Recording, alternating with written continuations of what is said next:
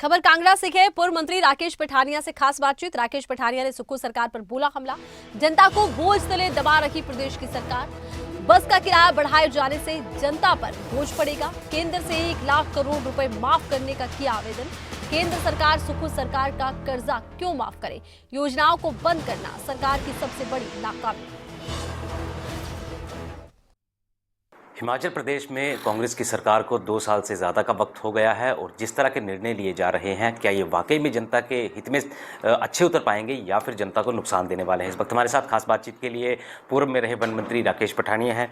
Sir, जिस तरह से अस्पतालों में पर्ची के पैसे फिर से शुरू कर दिए गए, भाजपा थी तब कितना आपको अपने जनता को प्रेरित किया था इन चीज़ों के लिए, और क्या उस वक्त होता था, और अब ये जो फैसले लिए गए हैं, क्या ये वाकई धरातल पर सही उतर रहे हैं या फिर आम जनता पर दबाव बनाया जा रहा है? देखिए, ये अभी तक प्रपोजल्स हैं जिनके बारे में हम भी पढ़ रहे हैं, सुन रहे हैं कि 10 रुपये की पर्ची अब जो है एक हर पेशेंट के ऊपर आउटडोर ओपीडी के लिए लगेगी, और जो पेशेंट एक बार स्पेशल वार्ड में भर्ती हो जाएगा उसका कैशलेस ख़त्म हो जाएगा उसको। और जितने मेडिकल कॉलेजेस हैं हिमाचल प्रदेश के अंदर, उन सबको ये एक छूट दे दी गई है कि टेस्टों के ऊपर, एक्सरेस के ऊपर, स्कैन्स के ऊपर जो वो पैसे लगाना चाहें वो उसके ऊपर तय करें। ये ऐसा सुनने में और पढ़ने में आ रहा है। अगर ऐसा कर रहे हैं तो एक सरकारी कॉलेजेस, सरकारी हॉस्पिटल्स और सरकारी संस्थान जो स्वास्थ्य के बने थे वो एक गरीब आदमी के लिए थे। जो व्यक्ति अफोर्ड कर सकता है वो तो प्राइवेट हॉस्पिटल्स में जाता ही है। सिविल हॉस्पिटल में कौन आता? अति गरीब, बिल्कुल ज़मीन से जुड़ा हुआ गरीब आदमी जो दिहाड़ीदार मजदूर है, अगर उसको भी 10 रुपये की पर्ची आपने काटनी है, उसके ऊपर भी अगर आपने हर टेस्ट के ऊपर पैसे लेने हैं, उसके भी हर स्कैन के ऊपर आपने जो है उसकी लेनी है, तो मैं समझता हूँ कि ऑलरेडी ये हिमाचल प्रदेश की जनता के ऊपर जो बोझ पड़ रहा है, और वायदे तो आपने बहुत बड़े बड़े किए थे। हर 1500 बहन को देने का वायदा किया था आपने। 1 लाख नौकरी पहले साल देने का वायदा किया था। 2.5 साल हो गए, अभी तक तो 2.5 लाख नौकरी मिल जानी चाहिए थी। 300 बिजली की यूनिट आपने देने का वायदा किया था। कहाँ गए वो वायदे आपके? आप कहते हैं 6 वायदे पूरे हो गए, 7 वायदे पूरे हो गए। धरातल में बताइए ना कौन सा वायदा पूरा हुआ। तो इस करके ये जो आप प्रश्न पूछ रहे हैं, मुझे नहीं लगता कि कोई बड़ी सुगत खबर है प्रदेश के लिए। अगर ये ऐसा करेंगे तो इसका भुगतान बहुत भारी होगा, और मैं समझता हूँ कि ऐसा नहीं करना चाहिए। पठानिया जी, अगर बात करें तो एक रिसोर्स मैनेजमेंट कमेटी का गठन किया गया था और उस कमेटी का काम था कि रिसोर्स पैदा करना। आपके पास वो रिपोर्ट आई है, उस रिपोर्ट में क्या निकला है और क्या वाकई में ये रिपोर्ट जो है वो सही साबित हुई है? देखिए, रिपोर्ट मेरे पास नहीं आई है। ये 8 महीने पहले एक रिसोर्स मैनेजमेंट कमेटी का गठन किया था, जिसकी अध्यक्षता आदरणीय मुकेश अग्निहोत्री जी कर रहे थे, जो आदरणीय उप मुख्यमंत्री हिमाचल प्रदेश के। उनके साथ आदरणीय हमारे चंद्र कुमार जी कांगड़ा से, जो बहुत वरिष्ठ मंत्री हैं, आदरणीय हर्षवर्धन चौहान जी हैं, इंडस्ट्री मिनिस्टर हैं, साथ में हमारे राजेश धर्मानी जी बहुत वेल एजुकेटेड मंत्री हैं।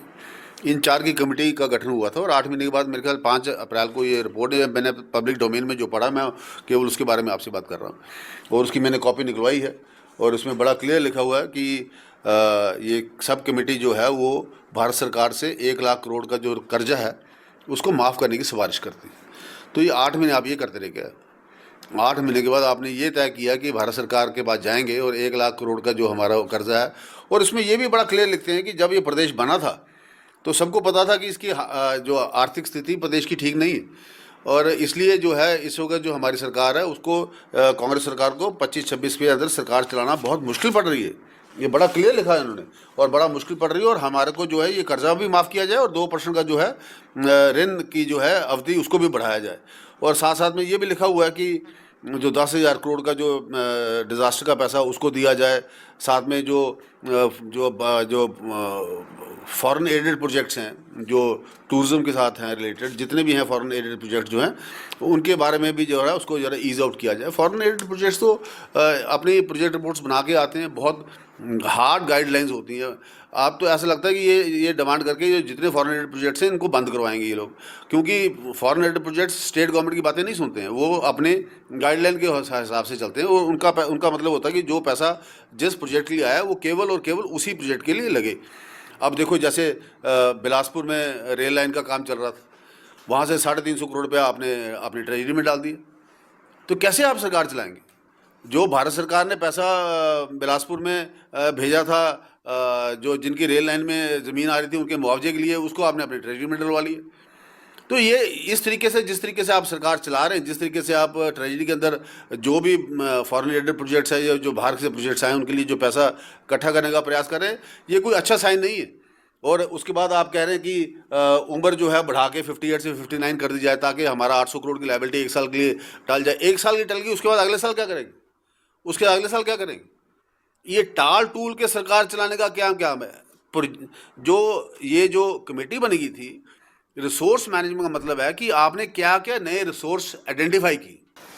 तो बिल्कुल ये थे हमारे साथ राकेश पठानिया, जिन्होंने अपने बेबाक सवालों का जवाब भी दिया है और साथ में कहा है कि अगर इसी तरह के हालात चलते रहे तो प्रदेश सरकार के हालात और भी खराब हो सकते हैं। कैमरामैन राजकुमार कोंडल के साथ मनोज धीमान, खबरें अभी तक।